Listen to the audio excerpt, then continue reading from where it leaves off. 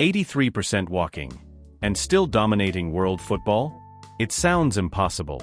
In a sport where speed, stamina, and constant movement are praised, one player breaks every rule, and still comes out on top.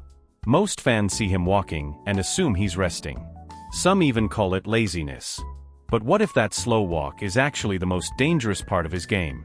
What if those quiet moments hold the secret to everything he does? Watch closely, and you'll notice something different.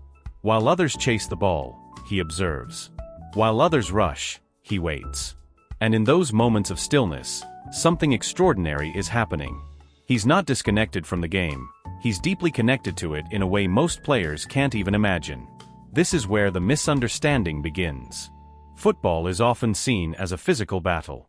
Running more, pressing harder, covering more distance. But at the highest level, the game transforms. It becomes less about how much you run, and more about when you run. And that's exactly where the difference lies. Because while defenders are focused on immediate action, he's focused on the bigger picture. He's reading patterns, watching movements, predicting outcomes before they even happen. To the average viewer, it looks like nothing. Just walking. Just waiting. But in reality, it's preparation. Every step is calculated. Every pause has purpose. And then suddenly, everything changes. One movement, one touch, one moment, and the entire game shifts. This isn't laziness. This is control. This is intelligence. This is football played at a completely different level. To understand this brilliance, you need to look beyond what's obvious. Because the real magic doesn't happen when he has the ball, it starts long before that.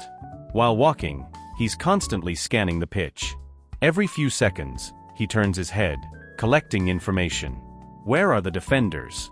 Which spaces are opening? Who is slowing down?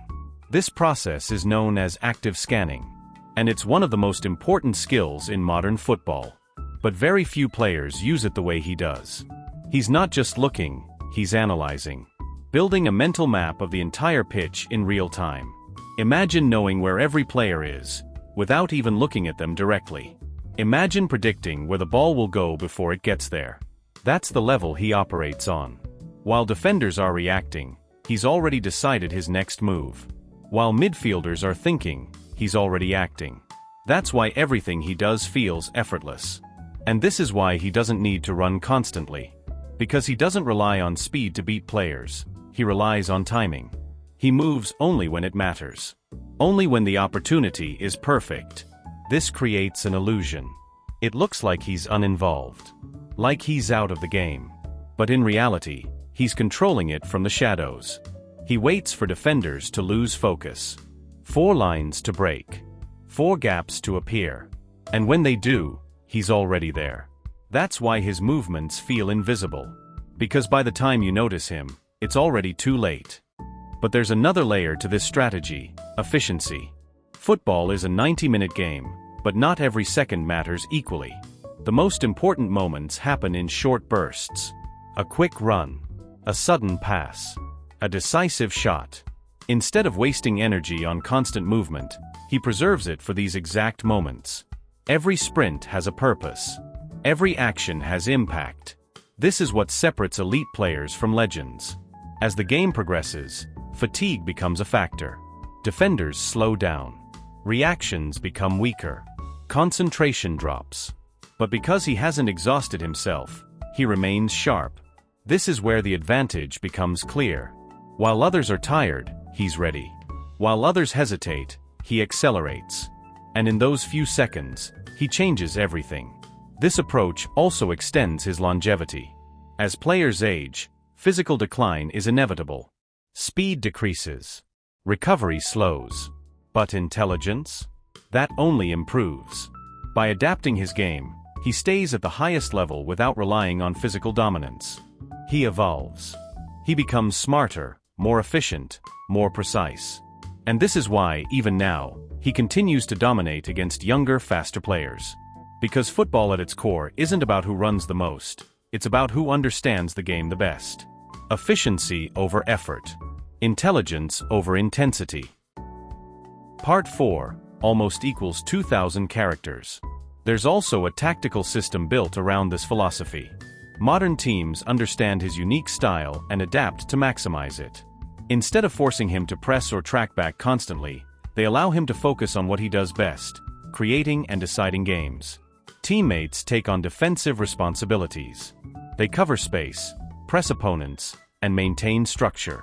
This gives him the freedom to stay in advanced positions, where he can be most dangerous. And when the ball reaches him, everything changes. Because now, he has the information, the vision, the plan already in his mind. He doesn't need time to think. He's already done it. One touch, and the attack begins. One pass, and the defense is broken. One movement, and the game is decided. This is not just a playing style, it's a philosophy. A different way of understanding football. A reminder that the game isn't only physical.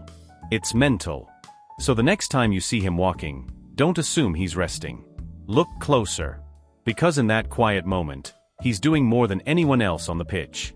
He's reading, calculating, preparing. And when the moment arrives, he strikes. That is the real secret behind his dominance. Not constant movement. Not endless running. But perfect timing. Perfect awareness. And a level of intelligence that turns walking into the most powerful weapon in football.